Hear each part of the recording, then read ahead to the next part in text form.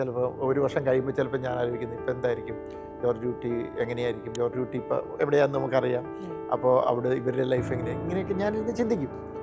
അപ്പോൾ അങ്ങനെ എന്തെങ്കിലും കിട്ടിയാൽ മാത്രമാണ് നമ്മൾ ഫോറിനെ കുറിച്ച് ആലോചിക്കുന്നത്. അല്ലെങ്കിൽ ആസ് ഓഫ് നോ ഇത് ആക്ച്വലി ദൃശ്യം 3 തിയേറ്ററിൽ പോയി കണ്ടിട്ട് ലൈക്ക് ഭയങ്കര തിയേറ്റർ വർത്തായിട്ട് തോന്നുന്ന മൊമെന്റ്, അതായത് നമ്മളൊരു എൻ്റയർ ക്രൗഡ് ഒരുമിച്ച് ടെൻഷൻ അടിക്കുന്നതിൻ്റെ ഒരു ഫീൽ ഉണ്ടല്ലോ, അതിനൊക്കെ വേണ്ടിയിട്ടാണല്ലോ നമ്മൾ തിയേറ്ററിലും കൂടെ പോകുന്നത്.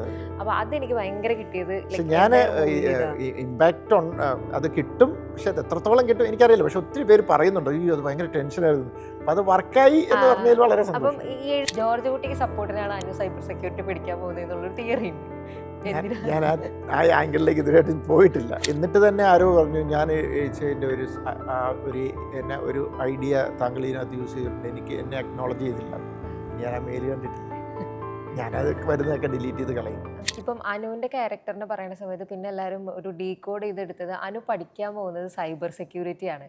അപ്പോൾ അനു ആക്ച്വലി അനു ഭയങ്കര ചെറുതിലാണ് ഇത് കാണുന്നതെന്ന് വെച്ചാലും അനു വളരുന്നതിൻ്റെ ഒപ്പം ഈ ക്രൈമിൻ്റെ പല വശങ്ങൾ കൂടി മനസ്സിലാക്കിയിട്ടാണ് അനു വളരുന്നത്. മേ ബി അഞ്ജുവിനുള്ളൊരു ട്രോമയുടെ ബാരിയർ ഇല്ലാതെ അനു ഇതിനെ കുറച്ചും കൂടെ എങ്ങനെയോ കാണുന്നത്. മേ ബി ജോർജ് കുട്ടിയുടെ ഒരു എന്താ പറയുക അതിൻ്റെ ജീൻസ് കുറച്ചും കൂടി വന്നിട്ടുള്ളത് അനുവിലായിരിക്കും. അനു സൈബർ സെക്യൂരിറ്റി പഠിക്കുന്നത് പോലും എപ്പോഴെങ്കിലും പണി കിട്ടി കഴിഞ്ഞാൽ അച്ഛൻ ആ ടെക്നോളജി അറിയില്ലെങ്കിൽ തിരിച്ചു കൊടുക്കാനുണ്ടാവണം, അങ്ങനെ അച്ഛനൊരു സപ്പോർട്ടിന് വേണ്ടിയിട്ടാണ് എന്നുള്ള, ജോർജ് കുട്ടിക്ക് സപ്പോർട്ടിനാണ് അനു സൈബർ സെക്യൂരിറ്റി പഠിക്കാൻ പോകുന്നത് എന്നുള്ളൊരു തിയറി ഉണ്ട്.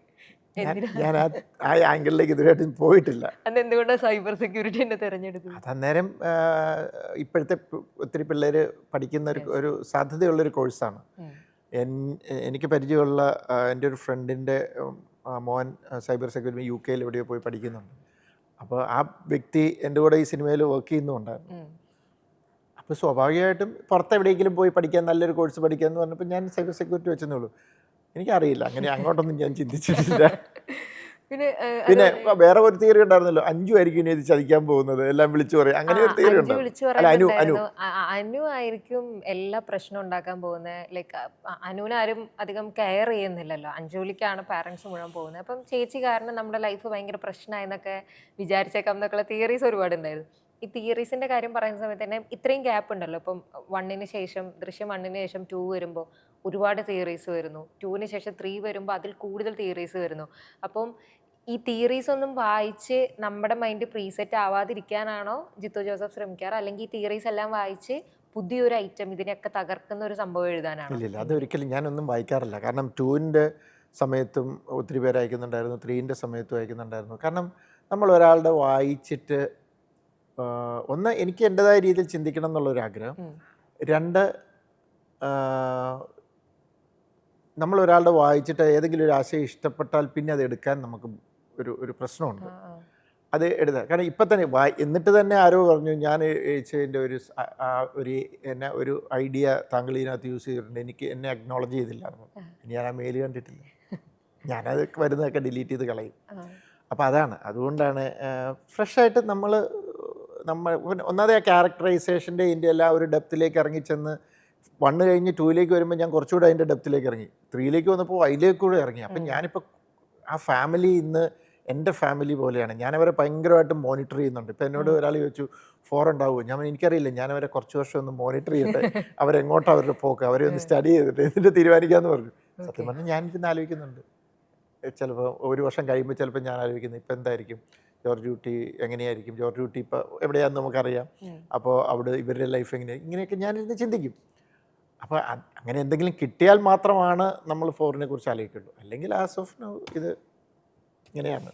ഇപ്പം റാണി അവിടെയുള്ള ബാക്കി ആൾക്കാരെ സംബന്ധിച്ചിടത്തോളം റാണി കുറച്ചുകൂടെ കൂളായിട്ടാണ്, അല്ലെങ്കിൽ റാണീന് ഇതൊന്നും ഭയങ്കരമായിട്ട് ബോധറിയില്ല എന്നുള്ള സംഭവം ദൃശ്യം 3-ൽ തോന്നുന്നുണ്ട്. ലൈക്ക് ജോർജ് കുട്ടി ഭയങ്കരമായിട്ട് മേ ബി അത് റാണിയോട് ജോർജ് കുട്ടി പല കാര്യങ്ങളും ഷെയർ ചെയ്യാത്തത് കൊണ്ടാണോ, അല്ലെങ്കിൽ റാണിയുടെ ഒരു ട്രെയിറ്റ് ആണോ?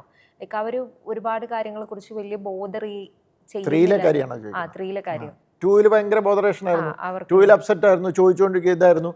പക്ഷെ അത് ആവശ്യമില്ലാതെ കയറി അതിനകത്ത് കയറി ആലോചിച്ച് ഇത് ചെയ്ത് അതുകൊണ്ട് തന്നെ പ്രശ്നമായെന്ന് റാണി തിരിച്ചറിഞ്ഞു. പറയിപ്പിക്കാനായിട്ട് ജോർജ് കുട്ടി അറിയാനായിട്ടുള്ള അതാണ് പിന്നീട് അപകടത്തിലേക്ക് പോയത്. അതുകൊണ്ട് 3rd വന്നപ്പം റാണി ഒരു തീരുമാനം എടുത്തു, ബ്ലൈൻഡായിട്ട് കൂടെ നിൽക്കുക, ഉള്ളിലുണ്ടെങ്കിലും ഭർത്താവിനെ അങ്ങ് വിശ്വസിക്കുക. മക്കളെടുക്കുന്ന പോലെ തന്നെ ഭർത്താവിലും ഇനി അങ്ങനത്തെ ടെൻഷനൊന്നും എന്ത് ചെയ്യണ്ട, എന്തായാലും കേസിൽ നിന്ന് അവിടെ നിന്നൊക്കെ ഊരി പോകുന്നു, അതിൽ നിന്നൊക്കെ ഇങ്ങനെയായി, ഹൈക്കോടതി ഇത് ക്വാഷ് ചെയ്തു. അപ്പം പുറമേയും ഒരു സേഫ് ഇതാണ്, എന്നാലും ഉള്ളിലൊരു ചെറിയ സംശയമുണ്ട്. ആ സംശയങ്ങൾ മക്കൾക്കും ഉണ്ട്. അതുകൊണ്ടാണ് ഞാൻ അങ്ങനെ ഒരു സീൻ വെച്ചത്.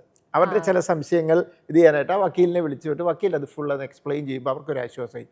അപ്പം ഫാമിലിയെ സംബന്ധിച്ചിടത്തോളം ജോർജ് കുട്ടിയുടെ കുടുംബം, ദിസ് കേസ് ഈസ് ഓവർ അവരെ സംബന്ധിച്ചിടത്തോളം. അതുകൊണ്ട് അവർ സമാധാനമായിട്ട് ജീവിക്കുന്നത്. ഇനിയിപ്പോൾ മകളുടെ കാര്യങ്ങൾ നോക്കണം, അതിൻ്റെ പ്രശ്നങ്ങളുണ്ട്, അത് അവൾ കല്യാണം കഴിപ്പിക്കണം, അങ്ങനെയുള്ള ഇതിലേക്ക് റാണി കിടക്കുന്നു.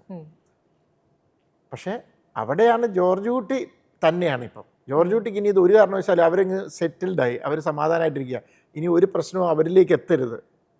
പക്ഷെ പുള്ളിയുടെ ഉള്ളിലൊരു എവിടെയോ ഒരു പേടിയുണ്ട്. അപ്പോഴാണ് ചില അവിടെ ഇവിടെയൊക്കെ ചില അടയാളങ്ങൾ കണ്ടു തുടങ്ങി. അപ്പോൾ അതിൻ്റെ ടെൻഷൻ. ഇപ്പം ഈ തിയേറ്ററിൽ ഇരുന്നിട്ട് എനിക്ക് കാണുന്ന സമയത്ത് ലൈക്ക് നമ്മളിങ്ങനെ ഒരു സീറ്റിൻ്റെ എഡ്ജിലേക്ക് വന്നിട്ട് കാണുക എന്നുള്ളതുണ്ടായിരുന്നു. അത് ആക്ച്വലി ക്ലൈമാക്സിനേക്കാളും ഈവൻ സഹദേവനേക്കാളും ഒക്കെ ഭയങ്കരമായിട്ട് ഫീൽ ചെയ്തത്. പക്ഷെ തിയേറ്ററിൽ എല്ലാവരും അങ്ങനെ ഫീൽ ചെയ്തത് ആ കല്യാണം സീനായിരുന്നു. ലൈക്ക് അവിടെ പ്രഭാകറും ഇവരും തമ്മിൽ, മുരളിഗോപിൻ്റെ ക്യാരക്ടറും തമ്മിൽ, ഭാഷനെ തമ്മിൽ സംസാരിക്കുന്നു, ഇവിടെ ജോർജ് കുട്ടിയുടെ മുഖത്ത് ടെൻഷൻ വരുന്നു, കല്യാണത്തിന് കുറെ ഹാപ്പി ഫേസസ് കാണുന്നു, കോടതിയിലെ അവരുടെ വാദം നടക്കുന്നു, ടെൻഷൻ ഉണ്ടായിരുന്നല്ലേ? യെസ്, അത് ഞങ്ങളിലൊരു റോ ഇരുന്ന് കാണും. എനിക്ക് ആക്ച്വലി ദൃശ്യം 3 തിയേറ്ററിൽ പോയി കണ്ടിട്ട് ലൈക്ക് ഭയങ്കര തിയേറ്റർ വർത്തായിട്ട് തോന്നുന്ന മൊമെന്റ്. അതായത് നമ്മളൊരു എൻ്റയർ ക്രൗഡ് ഒരുമിച്ച് ടെൻഷൻ അടിക്കുന്നതിൻ്റെ ഒരു ഫീൽ ഉണ്ടല്ലോ, അതിനൊക്കെ വേണ്ടിയിട്ടാണല്ലോ നമ്മൾ തിയേറ്ററിലും കൂടെ പോകുന്നത്. അപ്പോൾ അതെനിക്ക് ഭയങ്കര കിട്ടിയത്. ഞാൻ ഇമ്പാക്റ്റ് അത് കിട്ടും, പക്ഷെ അത് എത്രത്തോളം കിട്ടും എനിക്കറിയില്ല. പക്ഷെ ഒത്തിരി പേര് പറയുന്നുണ്ട് അയ്യോ അത് ഭയങ്കര ടെൻഷനായിരുന്നു. അപ്പം അത് വർക്കായി എന്ന് പറഞ്ഞാൽ വളരെ സന്തോഷം. അപ്പം ഈ എഴുതുന്ന സമയത്ത് തന്നെ ആ സീന്, ഇത് ഒരുപാട് ഇന്റർകട്ട്സ് ഇങ്ങനെ നടക്കുന്ന രീതിക്കാണല്ലോ, എഴുതുന്ന സമയത്ത് തന്നെ അങ്ങനെയാണ് അല്ലെങ്കിൽ എഡിറ്റിംഗ് ടേബിളിലാണോ അത് അങ്ങനെയായത്? എൻ്റെ സ്ക്രിപ്റ്റിൻ്റെ പ്രത്യേകത അതാ, അതിൻ്റെ ഇടയ്ക്ക് ഒരാൾ നടന്നു പോകുന്ന ജസ്റ്റ് ഒരു കട്ടാണെങ്കിൽ പോലും അതെൻ്റെ സ്ക്രിപ്റ്റിലുണ്ടാവും. ഇന്റർ കട്ട് എന്ന് പറഞ്ഞ് ഞാൻ ഇട്ടിട്ടുണ്ടാവും. അതുകൊണ്ട് തന്നെ ആ ഏരിയസിലൊന്നും എൻ്റെ എഡിറ്റർക്ക് വലിയ കൺഫ്യൂഷൻ ഉണ്ടാവില്ല. കാരണം ഒന്നാമത് എഡിറ്റർ സ്ക്രിപ്റ്റുമായിട്ടാണ് നമ്മൾ ഇറങ്ങുന്നത്. അപ്പോൾ ആ ഇന്റർ കട്ട്സ് ഒരു 99% അത് തന്നെയായിരിക്കും. പിന്നെ അതിനകത്ത് ചിലപ്പം അതിൻ്റെ ഓർഡറിങ് ചിലപ്പോൾ അങ്ങോട്ടും ഇങ്ങോട്ടും ഒന്ന് ഇവിടുന്ന് മാറ്റി അങ്ങോട്ട്, ഇവിടുന്ന് മാറ്റി തിരിച്ചിങ്ങോട്ട്, പിന്നെ ചിലപ്പം ഒരു കട്ട് വേണേൽ നമുക്ക് ഒഴിവാക്കാം, അതല്ലാതെ വേണേൽ ഇങ്ങനെ പോകാം, അങ്ങനെയുള്ള ഡിസിഷൻസ് എടുക്കും. അങ്ങനെ 1-2 കട്ട് ഞങ്ങൾ ഒഴിവാക്കിയിട്ടുണ്ട്. കാരണം എന്ന് വെച്ച് കഴിഞ്ഞാൽ വേണ്ട, അതിനിയും അത് ലെങ്ത് കൂടുന്നു, അല്ലെങ്കിൽ അതിൻ്റെ ആവശ്യമില്ല, അതില്ലാതെ തന്നെ അത് കമ്മ്യൂണിക്കേറ്റ് ചെയ്ത് പോകുന്നുണ്ട് എന്ന് പറയുമ്പോൾ 1-2 കട്ട്സൊക്കെ ഞങ്ങൾ എടുത്ത് മാറ്റിയിട്ടുണ്ട്. അപ്പം ഞാൻ സാധാരണ ഒരു സീൻ നമ്പർ ഇട്ടിട്ട് ആ സീൻ നമ്പർ, ഇപ്പോൾ സീൻ നമ്പർ 70 ആണെങ്കിൽ ഇന്റർകട്ട് വരുമ്പോൾ 70 ABCD എന്ന് പറഞ്ഞ് പോകും. അപ്പോൾ ഈ 70 ABCയിൽ നമുക്കറിയാം അത് 70യുടെ ഇന്റർകട്ട്സ് ആണെന്നുള്ളത് നമുക്ക് അറിയാം. അങ്ങനെ എൻ്റെ സ്ക്രിപ്റ്റിങ്. അപ്പോൾ ആ ഇന്റർകട്ട് സഹിതമാണ് ഞാൻ എഴുതി വെക്കുന്നത്.